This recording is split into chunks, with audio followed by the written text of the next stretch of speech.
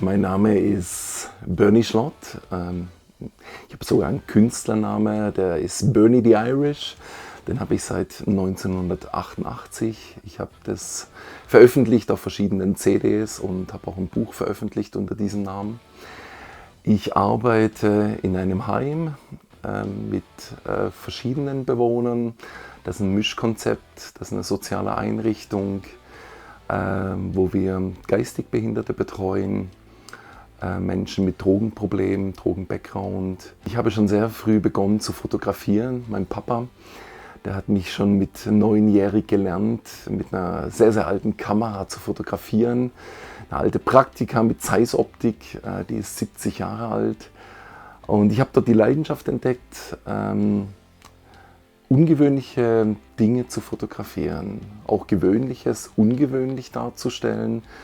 Und als ich 1986 und dann später 88 mit verschiedenen Bands auf Tournee war und in die Musikszene gekommen bin, habe ich eine ganz, ganz große Leidenschaft entdeckt, zu fotografieren, Live-Konzerte festzuhalten, Menschen zu porträtieren dort. Und ich habe dann verschiedene Ausbildungen gemacht und bin dann aber beim Fernsehen gelandet, bei der ARD in Deutschland, habe dort 2,5 Jahre gearbeitet und wollte dort Kameramann werden und habe dann aber leider dort große Rückenprobleme gekriegt. Und bin ich dann im Musikbusiness nochmal gelandet. Ich bin dann zu dem Verlag zurückgekommen, Pioneer Music in Deutschland, wo ich dann fotografiert habe, einerseits für sie, für ihre Zeitschriften. Ich habe teilweise Plattencover fotografiert und habe dann dort auch immer wieder entdeckt, dass Kreativität mir etwas sehr, sehr Wichtiges ist. Ich tue bis heute verschiedene Sachen herstellen. Ich arbeite mit Steine, Metall, mache sehr, sehr gerne Kreuze, wo für mich sehr symbolisch ist. In denen Kreuze drinnen sind Steine abgelegt. Ich nenne die meistens Stone by Stone, Stein für Stein.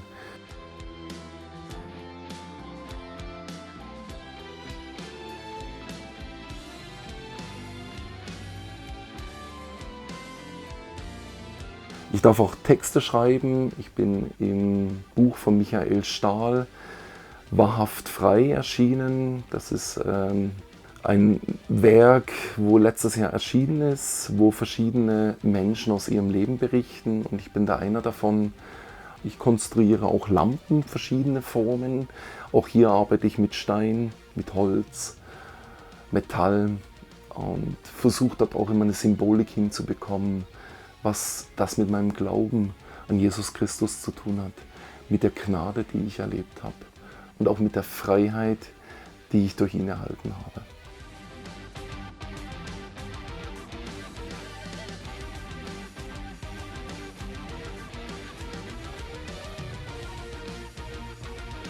Kreativität ist für mich fast eine existenzielle Bedeutung für mich, weil mein Herz, das, was ich fühle, was ich empfinde, kann ich über die Kreativität ausdrücken.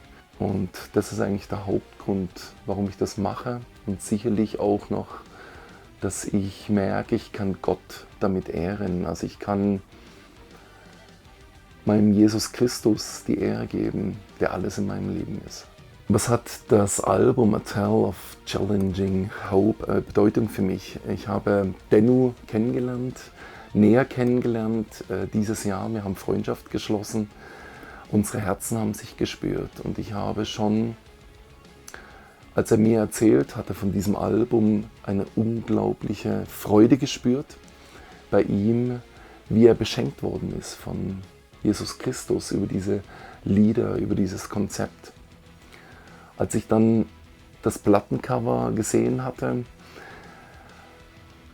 habe ich Gänsehaut gehabt, weil ich gemerkt habe, dieses Cover hat was mit meinem Leben zu tun. Hier ist der Künstler Silas, der ja auch dort singt, hat das auf eine wunderbare Art und Weise ausgedrückt, was tief in meinem Herzen ist. Also es ist ein Ausdruck wie von meinem Lebensweg. Und ich merke auf diesem Album liegt eine besondere Power. Da ist wie ein Blessing von diesem großen Gott drauf. Da ist ein Inhalt drauf, wo mit meinem Leben zu tun hat, wo Künstler etwas zum Ausdruck gebracht haben, was ich schon lange in meinem Leben spüre und erlebe.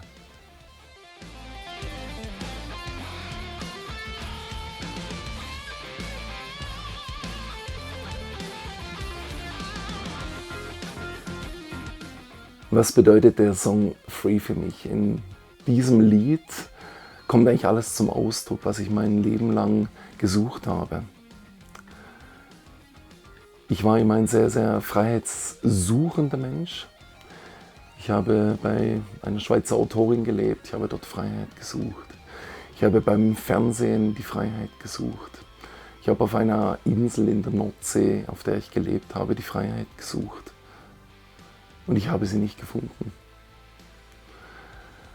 Ich bin im Thorberg gewesen, wir haben dort mit einer Band gespielt, bei Schwerstverbrechern.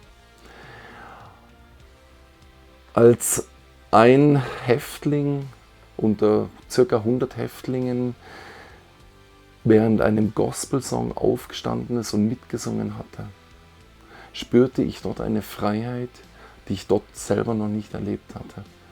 Dieser Mensch, der dort eingeschlossen war, wahrscheinlich heute noch eingeschlossen ist, war frei durch Jesus Christus. Als meine Frau in meinen Armen starb, erlebte ich, so wie das Lied Free das für mich auch beschreibt, ich erlebte, dass mein Glaube weg war. Ich erlebte, wie ich alles verlor, was ich liebte. Und ich durfte erkennen, weil Gott mich dort beschenkte, dass nur er, dieser Jesus Christus, mich frei macht. Das klingt menschlich nach einem Widerspruch, aber der Song Free drückt auch dort das aus. Die Steine, die geschliffen werden, die Steine von unserem Leben, die immer wieder in einem Formprozess werden. Und Christus liebt uns von Anfang an.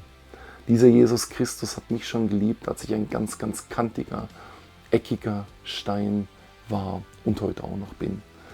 Und immer wieder schleift er an mir, immer wieder erlebe ich, wie ich dort in diese Freiheit geführt werde, die nur dieser Jesus Christus uns bieten kann.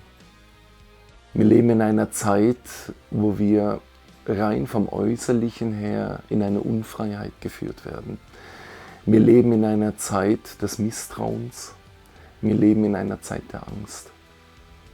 Im Bild, was Mireia darstellt, wie wir auf dieses lebendige Wasser zugehen, wie wir auf einen Thronsaal zugehen, der erleuchtet ist, aus einem Weg heraus, der dunkle Seiten, Schattenseiten hat, auf dem wir uns ja immer wieder befinden, macht es mir eine große Hoffnung, dass ich weiß, da ist was da, wo für alle Ewigkeit ist. Da ist einer da, der mir eine Möglichkeit geschaffen hat, mit ihm die Ewigkeit zu verbringen. Dieser Sohn Gottes, der jetzt an Weihnachten auf die Welt gekommen ist, an Ostern ans Kreuz gegangen ist und auferstanden ist. Und das, was dort passiert ist, was mein Leben in existenzieller Weise beeinflusst hat, ist Gnade. Das ist die Gnade, dass ich erkennen durfte, dass Jesus Christus der König dieser Welt ist.